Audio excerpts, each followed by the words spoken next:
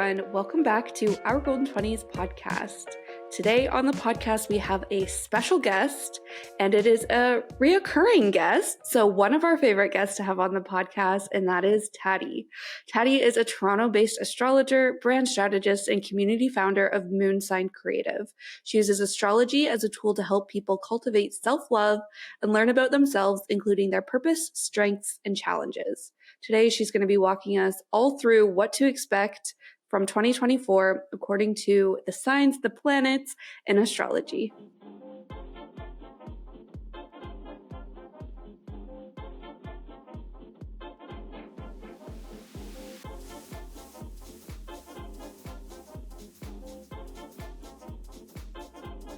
We are going to start this episode with a connection card because this is something we've been doing over the past couple of months, and we are still in the yellow category of cards, which are just icebreakers. And so I'll just pull a card and then we can all three take a turn answering. Hopefully it's not weird.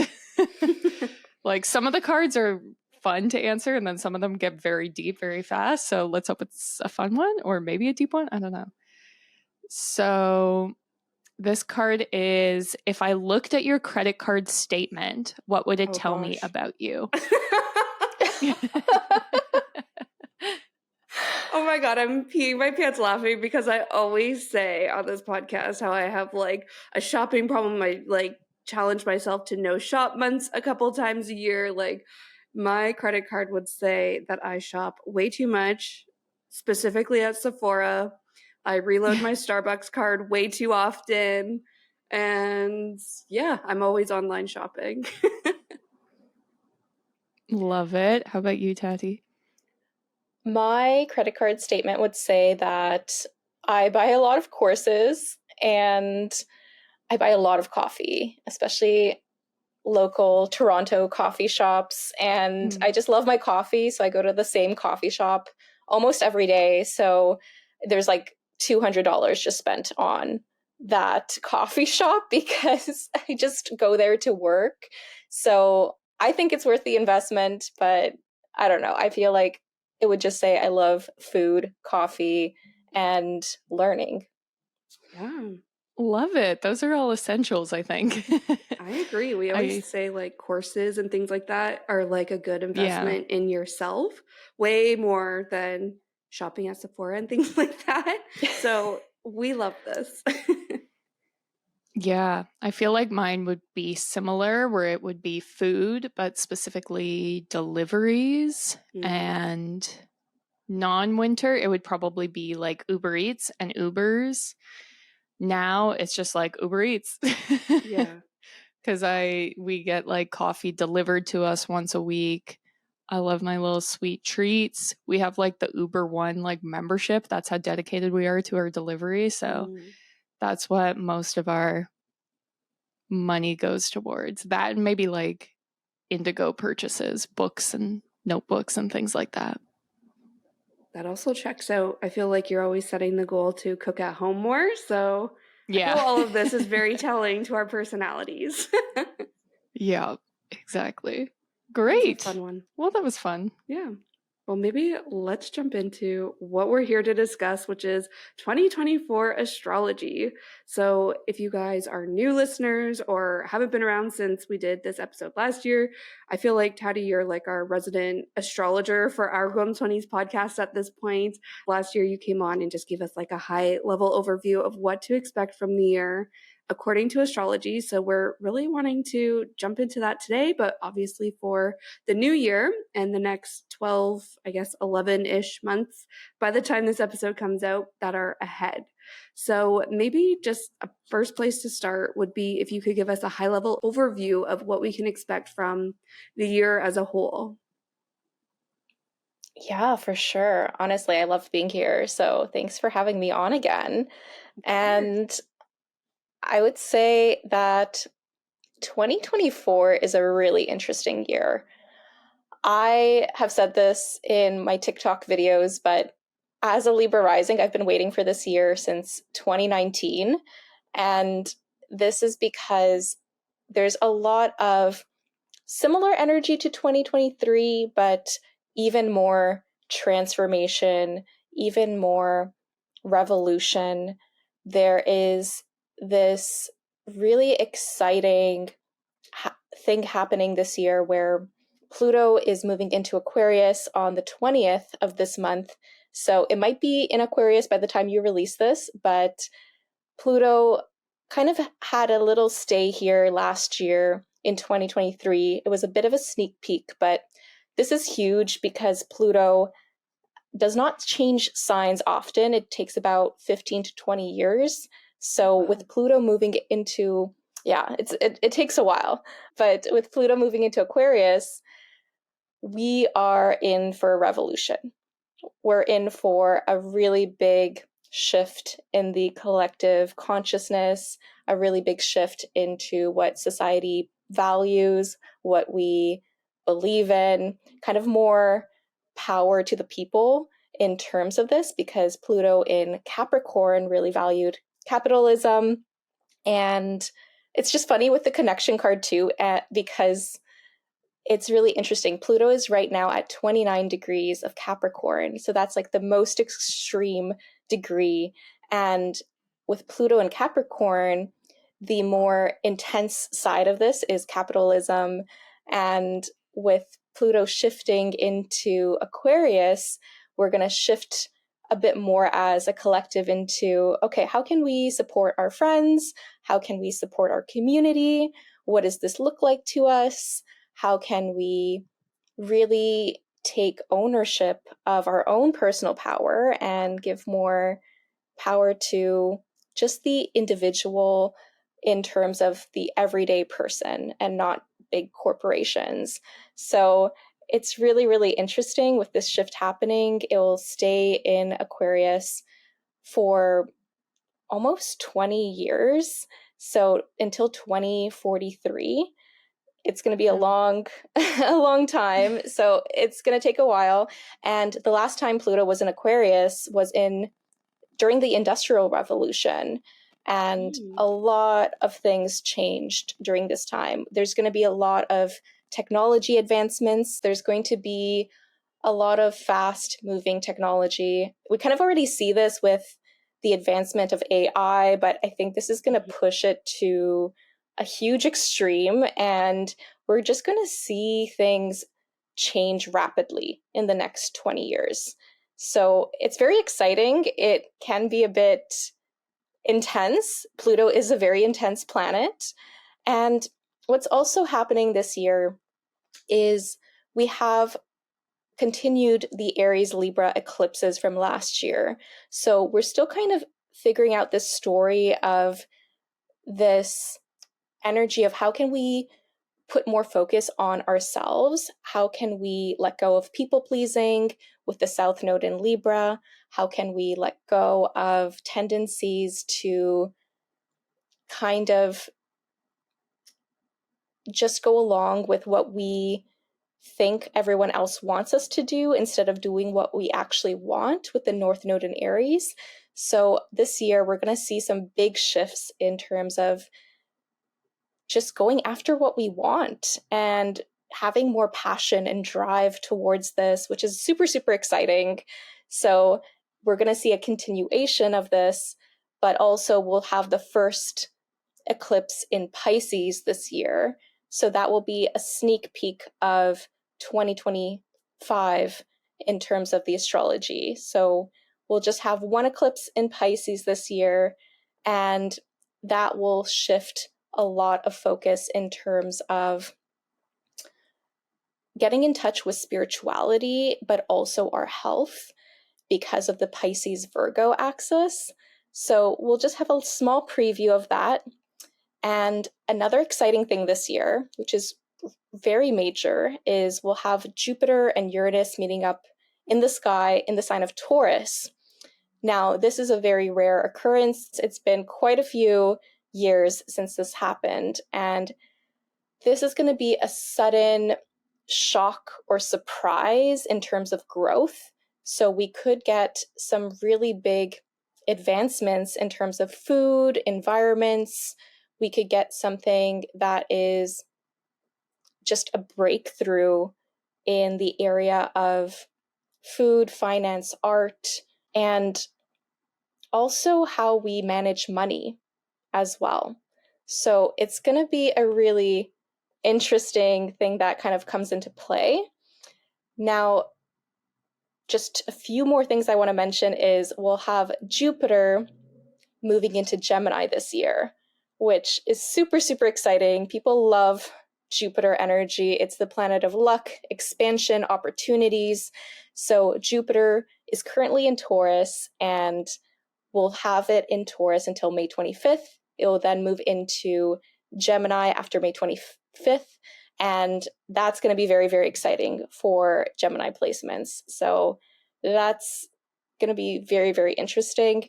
Then the last thing I want to point out is we'll have a Mars retrograde in Leo in December. Now, Mars retrogrades aren't as fun. We'll, of course, have Mercury retrogrades throughout the year, which, again, not many people like because there's a lot of miscommunication, technical issues. But with a Mars retrograde, they don't happen that often. They happen less frequently. And they happen about every 2-ish years. And the last time we had Mars retrograde, it was in the sign of Gemini. This happened at the beginning of last year. And that wasn't necessarily that fun. It can make people a bit more passive aggressive. It can make people a bit more delayed in terms of the work they're doing and how they take action. It could also make people a bit more frustrated with certain things. So there's going to be a lot of editing in terms of how we deal with our anger, but also how we navigate relationships and how we navigate work. And I see Mars retrogrades as big burnout periods. So I want to tell everyone to take a break in December of 2024, please, like this year, because it can be a bit draining. So schedule that time out for you to slow things down. So those are like the major things happening this year.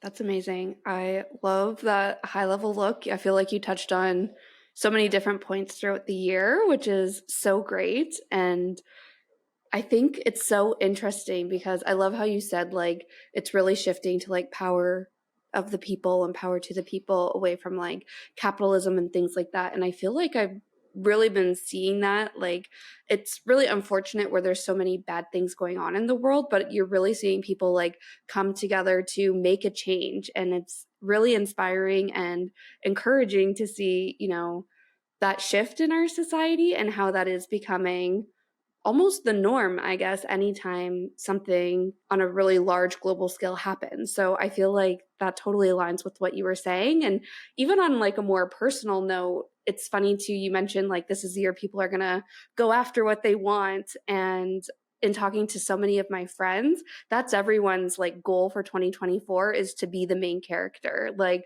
I just want to figure out what I want, what makes me happy, and I want to do more of that. I know Tegan and I shared our goals. Tegan was, you know, her theme for this year is to be like a boss ass bitch, just like own her life. And I'm the exact same way where I'm like, I just want to be the main character. And we can do that in a way where, you know, we're supporting each other in our own journeys. But at the end of the day, you know, I'm focused on what I want to do and chasing what I want. And Tegan's the same, doing that in her life. And again, just talking to all my friends who have different signs than I do, everyone's kind of collectively in that same thinking. And I feel like you just explained why that is. So that was so interesting to hear. Yeah, thank you. I love that. I definitely agree. I feel like everyone is feeling that urge to just go after what they want. And I love that, just really be the main character of their lives because it's so important. That's definitely Aries energy. So it makes me very, very excited for everyone. Yeah. Awesome. And speaking of main characters, I saw you posting about the main characters on TikTok and got very excited because like you mentioned, Gemini was up there. I remember last year when you shared the main characters, I was like, I wonder if it's going to be Gemini. And then you mentioned Taurus, which is what my husband was or is. I don't know why I said it like that. But, and then thinking of his year, I was like, he did have kind of a main character year. And I'm like, now it's my turn. So I would love if you could talk about what signs are the main characters for 2024 and like what that means for the signs. Cause I'm like, okay, I'm the main character, but now I'm scared. Like, is this a main character in a good way? Like, what's the movie of this year going to be? So I'm excited, but scared. So please help me. Yeah, for sure. I love that. I don't worry. No need to be scared, honestly. Okay. No need to be scared. I always have to like make sure everyone knows that astrology is such a useful tool and I love astrology so much, but to not fear astrology. I think we can definitely use astrology as this beautiful tool to just get excited for a year ahead and just to know what to navigate. And the main characters that I've chosen are Pisces, Taurus, and Gemini. And it is going to be a big year for all of these signs in different ways. So I love that you mentioned, the movie set as well. And basically, with Pisces, they are the main character when they are taking responsibility. So Pisces, in terms of the main character, they might not have as much fun as Taurus and Gemini in terms of the main character energy, because Pisces has to really take over the director role. They're taking over the set design. They're trying to get everything organized. They're trying to run around and make sure everyone's on schedule. They are really stepping it up. And this is because Saturn is in Pisces currently. And for them, there's nothing to fear with this. Saturn isn't the most fun sign. It is the planet of hard work and responsibility and boundaries. So they're learning to set a lot of boundaries this year, but it will be worth it. All this hard work that Pisces is doing is really going to be worth it long term. But they kind of have to figure out who deserves their time, who should not waste their time, and how can they just step it up in terms of being that authority figure of their life. So very, very exciting for sure for Pisces. Now, Taurus, in terms of the main character energy, because Taurus was a main character, as you said, in 2023, they are continuing to be this main character this year because Jupiter is in Taurus. And I had some people, like some Taurus placements, message me and say, oh, 2023 wasn't as lucky as I would like it to be. And it's interesting. The reason behind this is at the end of last year, Jupiter was retrograde. So it was still it was still like a very abundant time for Taurus. And I'm so glad that, you said that your husband, he was definitely the main character, which is great because I have seen so many Taurus placements really get some amazing opportunities and get some really amazing situations happen in their life because Jupiter is the planet of opportunities and luck and just magnetism. So with Jupiter still being in Taurus until May 25th, this is going to feel so good for Taurus because Jupiter is direct. So this is great. They're just going to feel much more lucky, much more attractive. They are just going to feel very excited about what's possible for them. So they'll just get more opportunities.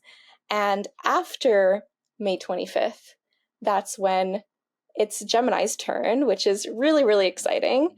So Gemini placements will then have this beautiful, abundant magnetism in their sign where they're just going to feel a bit more optimistic, a bit more lucky, a bit more expansive. They might really want to learn more about themselves and their partnerships. So they're just going to get even more, they're going to get even more of that main character energy that they're craving. So very, very exciting. So it's honestly going to be a great time for Taurus and Gemini placements. And yeah, like I feel like there's not much to fear. Like Saturn can play a role for everyone in terms of where Saturn is placed in your chart and where it's transiting your chart. But I also want to say that even though Saturn has this fear element and every sign kind of experiences Saturn in this way, it's also a sign that can really help you build something for the future. So there's not much to fear. It's just setting you up for more strength later on. So those are the main characters of 2024. So I'm super, super excited for those signs. Yay, this is going to be a lucky household, I guess. Yeah. Like, that's very interesting. We'll have to meet up again like next year and I can report back like the types of main characters we were. But it was very much like you were saying for my husband who's a Taurus, where it was like just random, like good luck opportunities, I guess, appearing within the year. So I'm excited for that. It's fun that he gets to have the first half and then like pass the baton to me and then I get to take over. So yay, I'm excited. Yay, I'm so excited for you. And I also wanted to do this as well because I think it is kind of interesting. I haven't spoken about this on social media, but I'll give some secondary characters for this year, which, I think everyone is a main character of their life, of course. But in terms of the astrology, I want to just point out that the secondary characters of 2024 would be Aries, Libra, and Aquarius. And this is because Aries and Libra, the eclipses are happening in those signs. So very, very exciting. They're just going to have a lot of fated events happening for them in terms of if you're an Aries rising or Libra rising or just Aries sun, Libra sun. And it's going to feel very, very impactful. Now with Aquarius placements, again, Pluto is moving into Aquarius, so they're just going to really, really feel this shift. It's going to be this intense transformation setting them up for the next 20 years. And we're all going to experience this in different ways, but Aquarius placements a lot more. So those are the secondary characters that I wanted to sneak in. I love that. Very cool. Yeah. Awesome. Well, I feel like there's quite a few signs you haven't mentioned yet, and people listening are probably like, okay, but what about my sign? If I'm not the main character, what can I expect from the year ahead? So I know it's maybe a lot to go through all the signs, but hoping you can just touch like really high level on a key theme or maybe key themes that each sign has in store for them in the coming year. Yes, for sure. So for Aries risings and Aries suns, a lot of themes would be sense of self, identity, relationships, health, money, self-worth, self-value, mental health, spirituality, friends, siblings, networks, community, humanitarianism, and social media. Now, for Taurus, it would be sense of self, identity, health, self-worth, self-value, money, mental health, spirituality, breaking cycles, ancestors, career, public image, legacy, humanitarianism, networks, friends, community, social media, day-to-day work, and coworkers. Then for Gemini risings and suns, it would be mental health, spirituality, energy work, mindset work, sense of self, identity, health, higher education, travel, publishing, career, public image, legacy, recognition, community, goals, networks, fun, self-expression, children, and dating. So I don't know if that rings true for you at all. Yeah, there were a couple words for both myself and Taurus where I was like, okay, interesting. We'll see. But yeah, some of them definitely more than others, but there are ones that, like, when I was setting my intentions for the year, that I'm like, I hope this is what this year brings. So that's good news for me. I'm so happy to hear that. All right, so then going into Cancer risings and suns. So home, family, introspection, travel, spirituality, higher education, publishing, mental health, mindset shifts, breaking cycles, career, public image, legacy, healing, investments, community, humanitarianism, networks, friends, and social media. Then for Leo risings and suns, we would focus on healing, investments, secrets, shared resources, travel, higher education, teaching, publishing, spirituality, career, public image, legacy, recognition, community, goals, dreams, friends, transformation in relationships, close friends, siblings, and communication. Then going into Virgo risings and suns, we'd focus on travel, higher education, teaching, publishing, spirituality, career, public image, legacy, recognition, healing, investments, shared resources, finances, self-worth, self-value, money, routine, co-workers, relationships, and day-to-day work. Now for Libra risings and suns, there would be a focus on sense of self, identity, relationships, healing, investments, intimacy, secrets, health, day-to-day work, schedule, fun, dating, self-expression, creative projects, children, publishing, spirituality, travel, teaching, and higher education.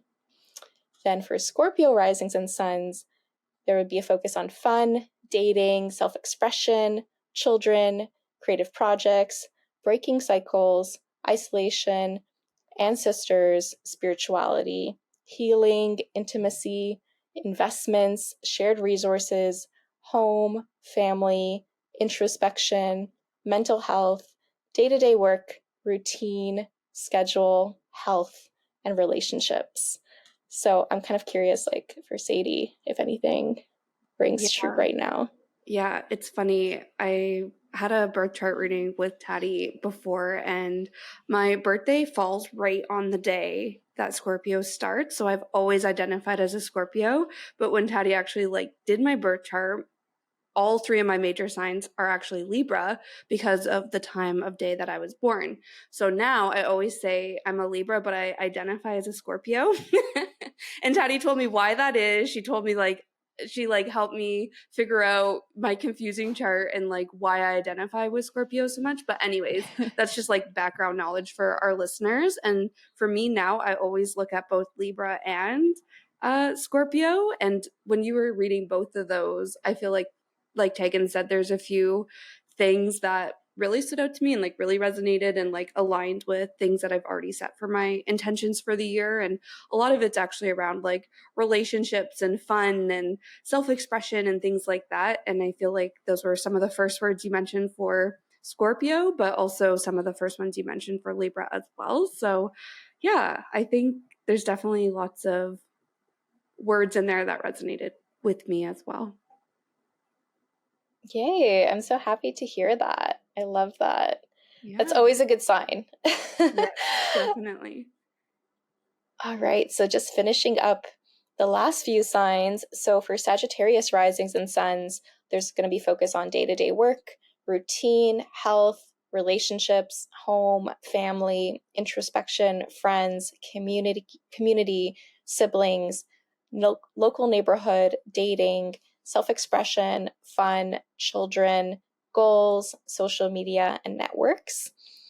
For Capricorn risings and suns, there's going to be a focus on home, family, introspection, self-worth, self-value, income, career, public image, reputation, legacy, day-to-day work, routine, dating, health, fun, self-expression, creative projects, communication, siblings, and close friends.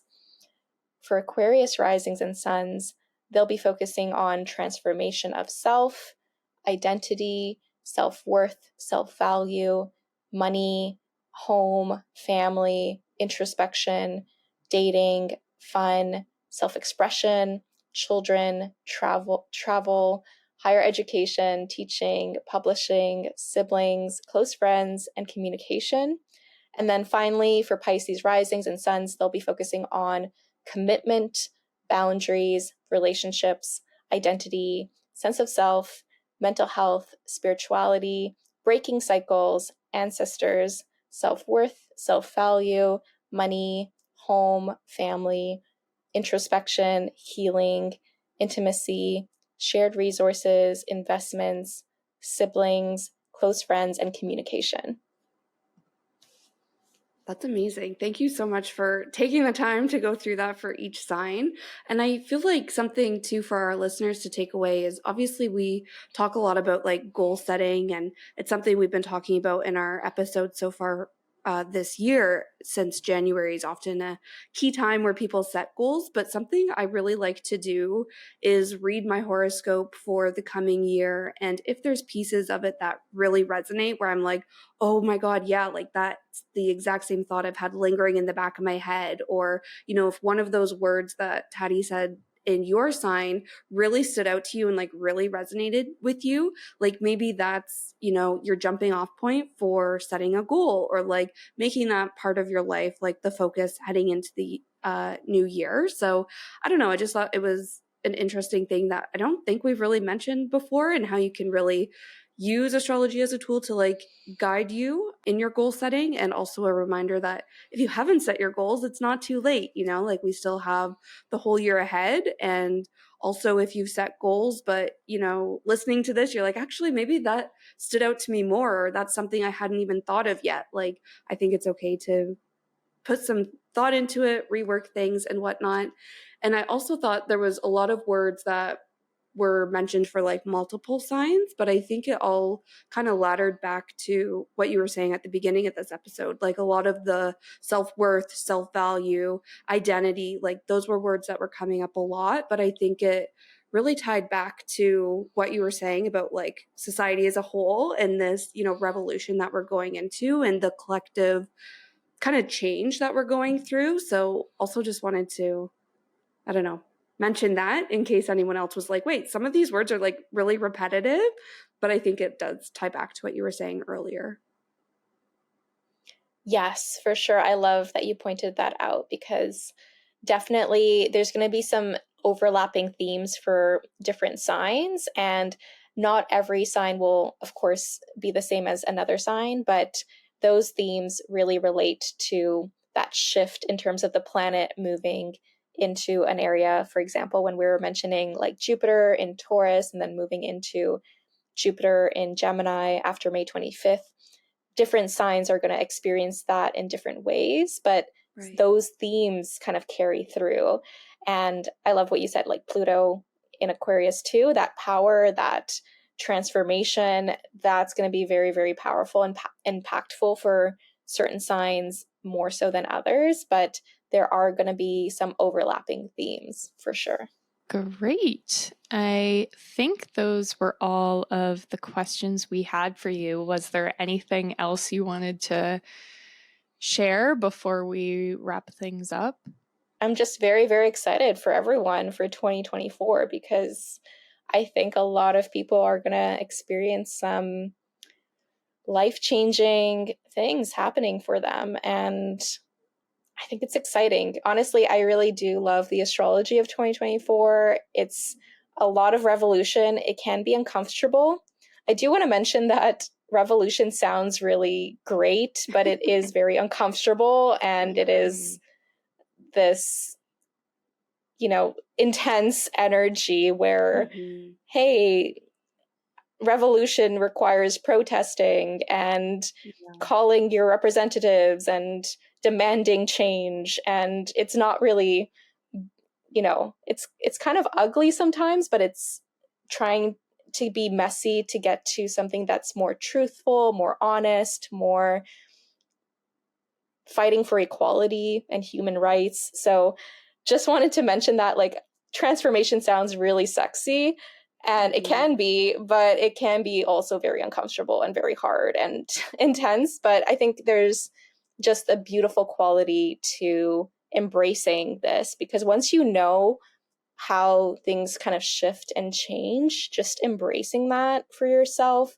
and what that looks like for you can really, really help you in terms of, as you said, Sadie, like planning out your year ahead. So yeah, I hope that helps. Yeah, 100%. Yeah.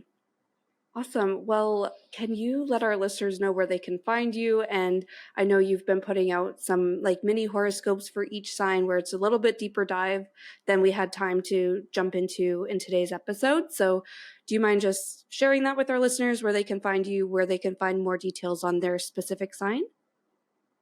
Yes, for sure. So I have two places for those. So if you'd like in-depth horoscopes, you could check out my Substack for those. I have 10-minute just audio horoscopes for every sign.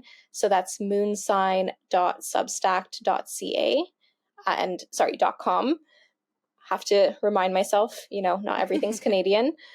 And then for Instagram and TikTok, I've been posting mini horoscope videos. So those are just 1 minute small snippets of your horoscope for the year ahead. So on Instagram and TikTok, it's just my name. So Tati, Petkovic, and hopefully you can find like the spelling on this episode note. Yes, we'll definitely link everything in the show notes as always. So if you guys want a quick link over, definitely check out the show notes and we'll have everything in there. Awesome. Great. Well, thanks so much, Tati, for joining us and walking us through 2024. I love the note you ended it on, where it's like this year is something great and exciting.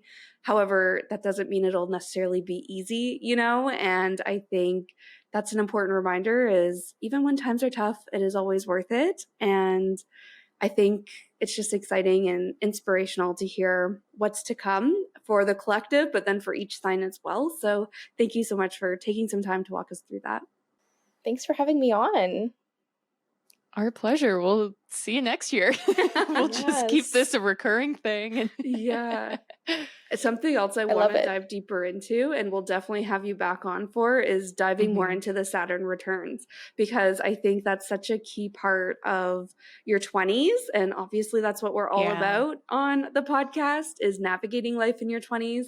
And I know you mentioned it a little bit in this episode about how Saturn is such a tough planet, and like it's all about hard work, and I think navigating through that can be really challenging when people are in their Saturn return. So if you guys are interested in hearing an episode about that, let us know. And Tati, we definitely want to have you back on to chat more about that. Me, for personal reasons. Tegan's like, tell me why I'm the main character, and me, I'm like, tell me what is going on because I'm in my Saturn return. But in any case, I think it would be another great topic to cover with you. Yes, that would be so much fun. I love that. Awesome. We want to thank Tati so much for joining us again this year. And like we mentioned in the episode, if you would like to hear a episode all about your Saturn return, please leave us like a DM or a comment via Spotify, and we will get that on the books as well. But hopefully in the meantime, you learn something about your sign and what you can expect for this year. If you want to hear more details, we have all of her info in our show notes, so definitely check that out. And follow us on social media, because we'll be posting a bunch of stuff about her obviously this week and tagging her, so you can find her accounts that way as well. You can find our accounts at our Golden 20s, and we're on pretty much every platform. So definitely go check us out in between episodes. We drop new episodes every Tuesday, so make sure you are subscribed to us so that you see when those new episodes drop. And if you want even more fun, you can become a Patreon, which is the best way to show your support for the podcast. We don't have ads or anything like that. That is how we make our money. So thank you so much to everyone who's joined already.